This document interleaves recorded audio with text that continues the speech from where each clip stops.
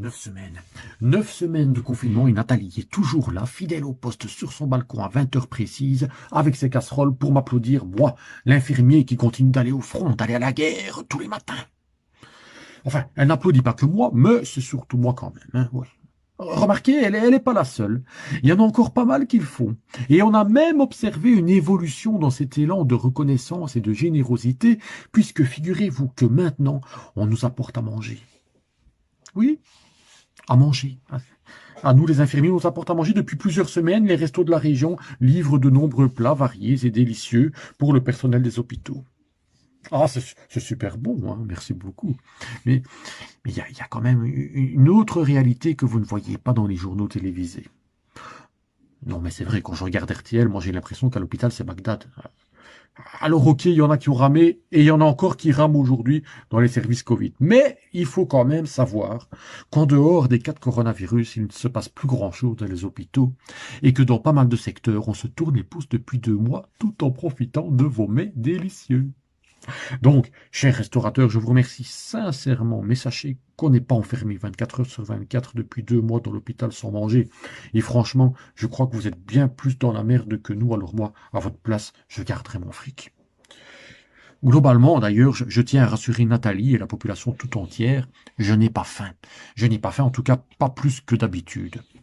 Non, non, mais j'insiste parce que à ce rythme-là, un de ces jours, je vais rentrer du boulot et j'aurai un hélicoptère de l'armée qui va me larguer des colis de bouffe à la gueule. Non, non, mais moi, je fais mes courses de l'aise tranquillos depuis toujours et ça me va très bien, hein.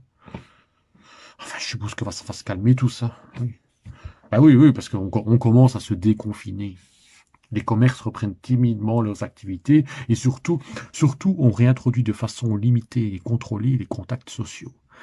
Ça y est, on va revivre. Sauf que Pour accueillir à son domicile jusqu'à maximum 4 personnes, toujours les mêmes effectivement. Attention, ces personnes ne peuvent rentrer que dans un seul foyer. Et là, je réfléchis une minute et je me dis, ben merde. Ben oui, merde. Enfin, je vous explique mon cas. Au niveau familial, j'ai vite fait le tour. C'est comme qui dira, c'est limité. Mais j'ai quand même papa, maman et le frère. Mais bon, tout le monde est séparé, chacun a déjà son cercle social et ou amoureux, sa bulle, son silo, son cluster, comme on dit. Et 4 personnes, ben, c'est vite atteint. Et puis même, je ne vais pas, moi, l'infirmier contaminé par le coronavirus, jusqu'à la moelle, aller infecter leur silo.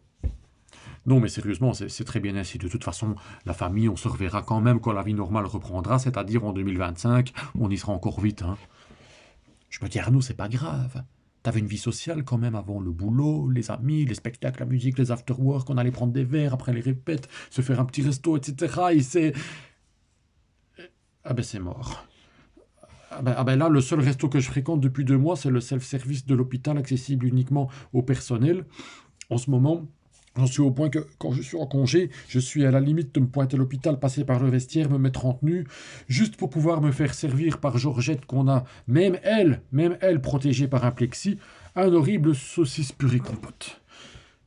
Non, je dis même elle de Georgette parce que voilà, Georgette, ça fait 15 ans que chaque midi, elle me gueule. Tu veux l'assiette, mon grand? Et genre, ben, non, Georgette, aujourd'hui, je vais prendre 2 strings et une boîte de capote. Non, mais elle m'épuise, elle m'épuise. Tu vois, ici, je me disais, allez, un petit Covid-19 qui passe par là, elle est bien exposée au milieu des docteurs et des infirmiers, mais non, non, elle est solide, la Georgette. En parlant de poupées gonflables, pour revenir aux 4 personnes, ben bon, vu que la famille c'est mort, les amis c'est mort, je me dis, allez, Arnaud, un petit peu en cul de temps en temps, histoire d'entretenir la machine, quoi.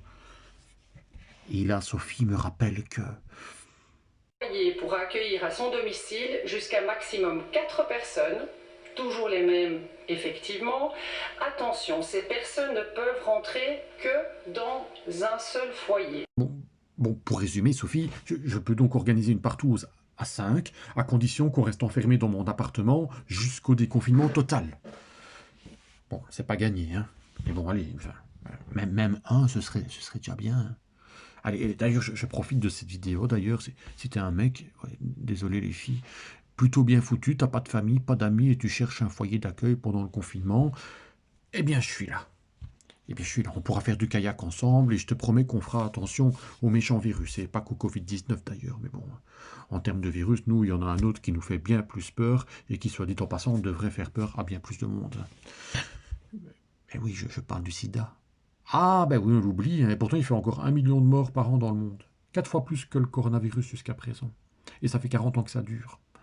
D'ailleurs, petit message, si les labos pouvaient se bouger le cul à trouver un vaccin contre le sida avec autant d'énergie qu'ils le font actuellement pour le Covid-19, ce serait sympa, mais c'est vrai que les plus touchés proportionnellement, ce sont les Africains et les PD, et que donc on s'en fout.